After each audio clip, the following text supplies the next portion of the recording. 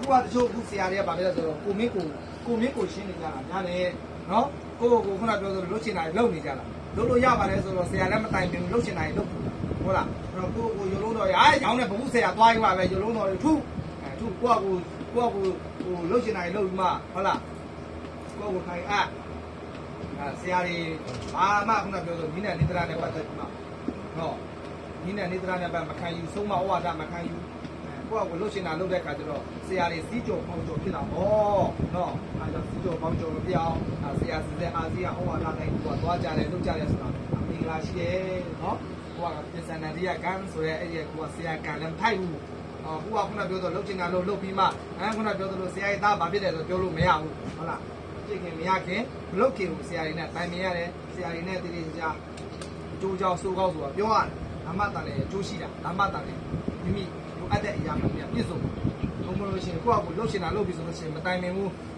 ကိုကထင်ရထိုင်းတယ်ဆိုလို့ရှိရင်အမားနဲ့တွေ့ပြီဆိုလို့ရှိရင်အဲ့ဒါကိုကဒုက္ခရောက်သွားတတ်တယ်ဟုတ်လားအဲ့လိုရှိတယ်အကြောင်းဆရာမပြဒီမကြရတဲ့နေရာမသိချာ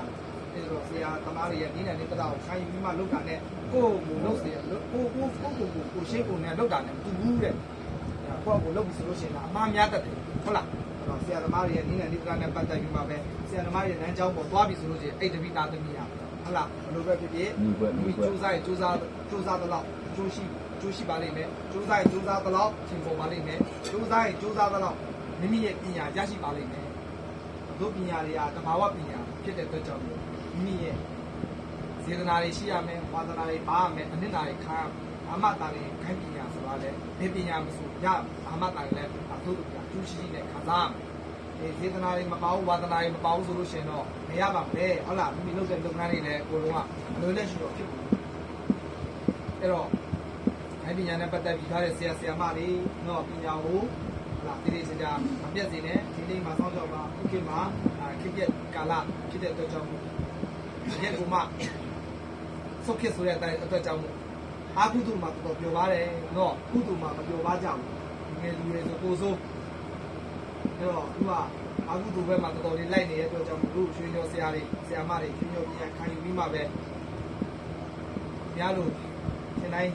းစိတ်လို့မှမနေပဲနဲ့သစ္စာလေးထိပြီးမှပဲလူတော်လူကောင်းလမ်းကြောင်းကို၆နေတဲ့ပုဂ္ဂိုလ်ဖြစ်တဲ့အတွက်ကြောင့်ဟုတ်လားအင်မတန်မှဒီထားပြီးမှပဲလုပ်ဆောင်ကြပါပညာပြတ်ဖို့ကလွယ်တယ်ထိန်းသိမ်းဖို့ကခက်တယ်ဗျပညာပြတ်တာဘာလို့ထိန်းသိမ်းခဲ့တဲ့ဟာတွေတချို့တွေကလူတွေလေးနဲ့အပျော်ပါမှတ်ပြတ်ကြတယ်တချို့တွေ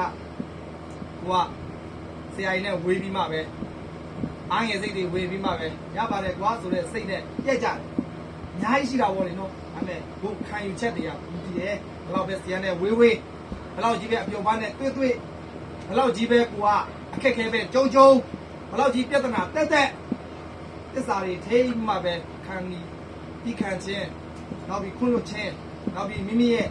ဘယ်လိုနောက်ရိရနဲ့စေတနာဝါသနာနဲ့ကိုပညာကိုရင်ဝယ်ပိုက်ပြီးမှတမဏိစိတ်သက်နဲ့ထိန်းတဲ့ပုံကိုယ်တွေဆိုလို့အောင်မြင်သွားတာပဲအဲ့ဒါအဲ့အောင်မြင်မှုကအမတန်မှယာဂရေမှရှာဖွေပဲဗျာအဲ့ဒါယာဂရေရှာဖွေပန်းတော့တယောက်ရဲ့ရနိုင်ခဲ့ကြီးတဲ့ယာဂရေရှာဖွေပန်းတော့ဒါပေါက်တယောက်ရဲ့ရနိုင်ခဲ့ကြီးအဲ့ဒီရဲ့သူတော်ကောင်းတရားလက်ကင်ထားပြီးသူတော်ကောင်းတယောက်ဆိုတာအင်မတန်မှခက်ခဲတယ်ရဖို့ဆိုတာနော်ဒါကြောင့်မို့တို့တွေကသစ္စာ၃ချက်ထိပြီးမှပဲလူသူတော်ကောင်းကြီးမဖြစ်တော့မှလူကောင်းဖြစ်အောင်တို့တွေနေထိုင်ကြမယ်လုပ်ဆောင်ရမယ်အမားတကယ်အမားထဲမှာအမားမဖြစ်အောင်နေရမယ်ဟုတ်လားအဲ့တော့တို့တွေ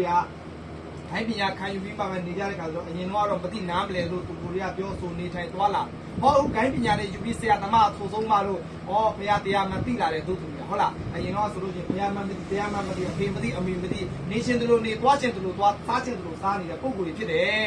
်အဲ့တော့ဒီတို့ဂိုင်းပညာနဲ့ပတ်သက်ပြီးဆရာသမားနဲ့တွေ့ပြီးဂိုင်းပညာခံယူပြီးအများကြီးကြွရမစားရရက်တစ္ဆာမတော့ရပညာမရမကိုရဆိုတဲ့သစ္စာ၃ချက်ကိုထိန်းပြီးတော့လူတော်လူကောင်းတွေရဲ့လမ်းစဉ်ရောက်တယ်နဲ့ဩဒါကောင်းတယ်ဒါမကောင်းဘူးဆိုတော့သူကတိတက်လာနားလည်လာတဲ့အခါကျတော့ဘုရားမဲ့တရားမဲ့သိလာသူတော်ကောင်းလမ်းစဉ်ရှောက်တဲ့အခါကျတော့လူတော်လူကောင်းတွေဖြစ်တဲ့အတွက်ကြောင့်တို့တွေကဟာလားကောင်းတဲ့အရာတွေများများလုပ်တော့ကောင်းတာတွေမဖြစ်သွားကြဘူးလားကောင်းတာတွေဖြစ်သွားကြတယ်ဒါကြောင့်မို့ဆရာလေးဆရာမတွေအဲ့ဒါအာကုသူနဲ့ကုသူဆိုတဲ့နေရာအာကုသူတွေကတော်တော်များတို့တွေကဟုတ်တော့မလားလှုပ်ဆောင်ဖို့လွယ်ကူပါတယ်တဲ့ကုသူတွေကလှုပ်ဖို့ဆိုတာမလွယ်ဘူးတဲ့ဟုတ်လားအခုဆရာမတွေကြည့်လိုက်အခုဘုန်းကြီးကျောင်းဆိုလို့ရှိရင်ကြည့်လိုက်တယ်တရားပွဲလို့ဆိုကြည့်လိုက်ဟုတ်လား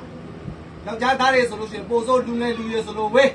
ဟုတ်လားဘုံကျောင်းဆိုလို့ရှိရင်တော့တည့်ရတဲ့အတိုင်းပဲခါကြီးရက်ကြီးဘုံကျောင်းတက်ဆိုတော့ပေါက်တရနေရာမှာတော့ပြည့်ကျက်ညက်တက်တယ်ပေါက်တရနေရာမှာဟုတ်လို့မလားဟမ်နိုင်ကလတ်တို့ PTV တို့မာဆက်တို့နေရာမှာတော့ယောက်ျားသားတွေပြည့်ကျက်ညက်တက်နေတယ်ဟုတ်လား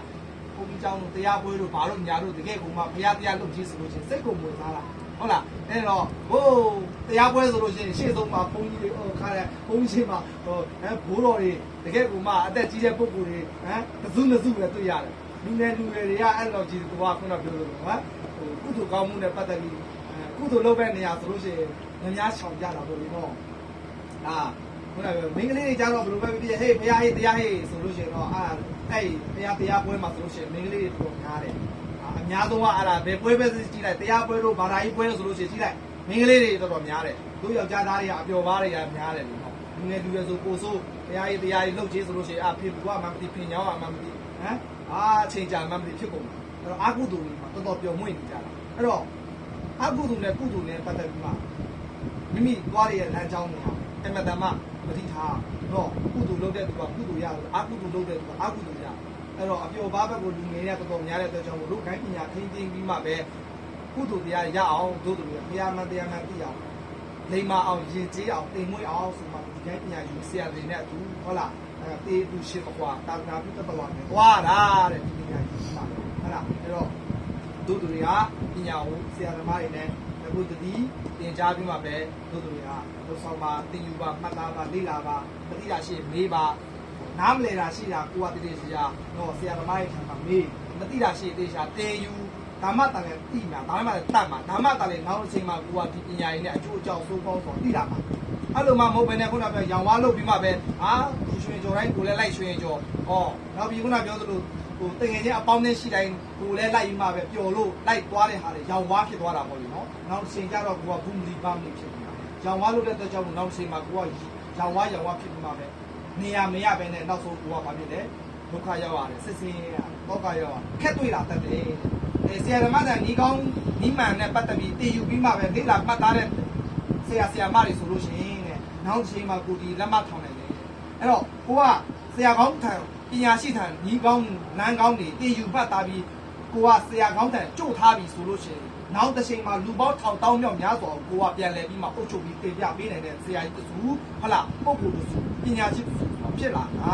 အဲ့လိုမှမဟုတ်ဘဲနဲ့ကိုကဆရာကောင်းထံနီးနံမခံဘဲနဲ့လှုပ်ချင်တယ်လို့နေလှုပ်သွားချင်တယ်လို့သွားလာချင်တယ်လို့လားစီးမဲ့ကမ်းမဲ့ဟုတ်လား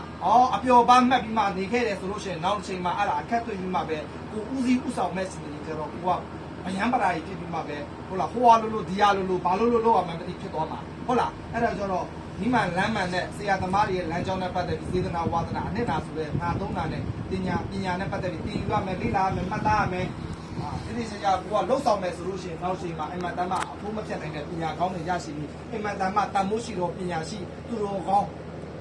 လမ်းကောင်းနဲ့ပတ်သက်ပြီးမှပဲလူတော်လူကောင်းအလုပ်ဖြစ်ပါလိမ့်မယ်။အဲကြောင့်ပညာရေးနဲ့ပတ်သက်ပြီးမပြည့်စုံတဲ့နိုင်ပညာနဲ့ပတ်သက်ပြီးမှပဲကိုယ်ကတည်ကြလေ့လာတည်ယူမှတ်သားပြီးမှပဲသာသနာပြုတတ်တော်ကဆရာသမားတွေရဲ့ပခုံးပြောင်းတာဝန်ကိုမိမိတွေဟုတ်လားတဲဘိုးဆောင်ရွက်နိုင်ပြီးမှပဲဆရာနဲ့တပည့်နဲ့ဆရာတေးသူရှင်မကွာသာသနာပြုတတ်တော်ကဲဂိုင်းတော်နဲ့ပတ်သက်ပြီးမှပဲစတဲ့တဘူတိုးပြီးတော့ဟုတ်လားစက်ကြောင်တာပြတ်အောင်ပညာသင်ပေးနိုင်ကြကုန်တော့စိတ်ပိုက်အာနာပိုက်ဆရာကြီးတွေဆရာမကြီးတွေလည်းအားလုံးပဲဖြစ်နိုင်ကြပါလေလို့နော်ဒါတောင်းပန်တာပြုပြီးမှအားလုံးနေမျိုးချို့လိုအိတ်ဆန္ဒပြည့်စုံပါလေလို့မေတ္တာပို့ပြီးအားလုံးနော်တတိတာပေါင်းပြုလို့ရတာအားလုံးပြည့်စုံနိုင်ကြပါလေ